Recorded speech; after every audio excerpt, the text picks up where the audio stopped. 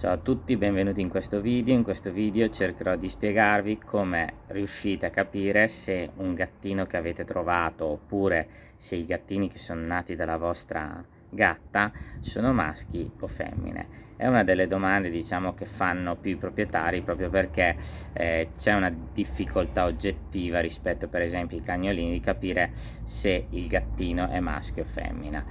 In questo video cercherò di farvelo vedere sia a livello di disegno e poi anche ovviamente farvi vedere due gattini, un maschio e una femmina, per farvi capire dove sta la differenza e come fare a capire. Prima di iniziare il video vi spiego subito che non sempre è semplice, può capitare di sbagliare, quindi non rimanete delusi se qualche volta sbagliate. Allora, il trucco è abbastanza semplice, nel senso che bisogna guardare la distanza tra l'ano, ok, e la vulva nel caso delle femmine e il pene nel caso dei maschi.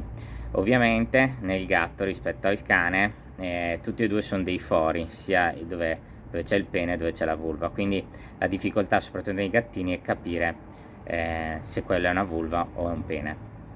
Come possiamo riuscire a capire questo? Fondamentalmente da la distanza, ok? Dalla distanza che l'ano rispetto alla vulva è più breve, vedete, rispetto all'ano e il pene, ok? Quindi la distanza è più breve nella femmina rispetto al maschio. Andiamo a vedere delle immagini. Questa è una femmina, vedete l'ano e vedete la vulva, vedete la distanza è breve. Nel maschio invece vedete questo è l'ano e questo è il pene, distanza è più lunga.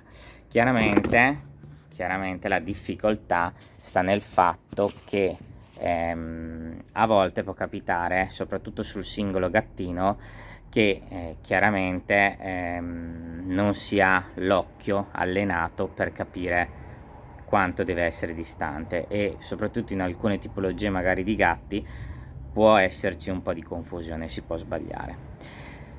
Tendenzialmente invece quando si ha, diciamo, una serie di gattini nati dalla stessa gatta è molto importante paragonarli, cioè metterli a confronto, perché molto spesso è molto semplice riuscire poi a identificare i maschi e le femmine, però ripeto può generare della confusione soprattutto quando trovate un gattino singolo.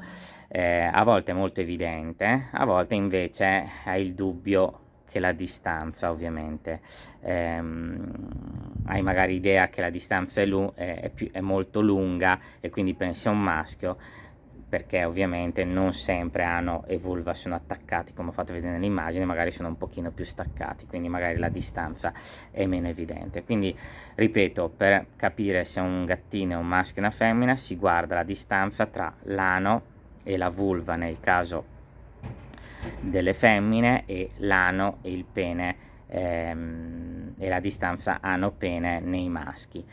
Ovviamente tutte e due hanno un buchino, quindi qual è la difficoltà? Capire se si tratta di una vulva o di un pene, e quindi fondamentalmente la distanza è l'unica cosa che ci aiuta, e nel maschio è relativamente più lunga la distanza rispetto alla femmina.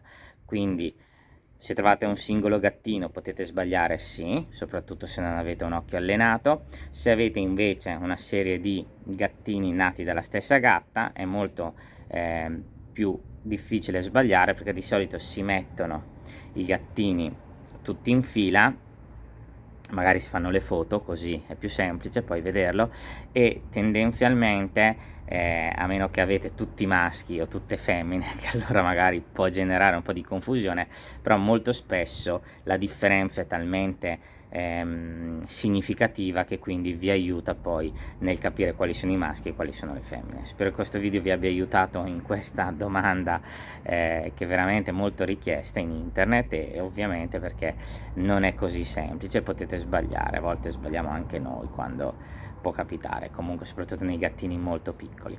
Un saluto a tutti e alla prossima.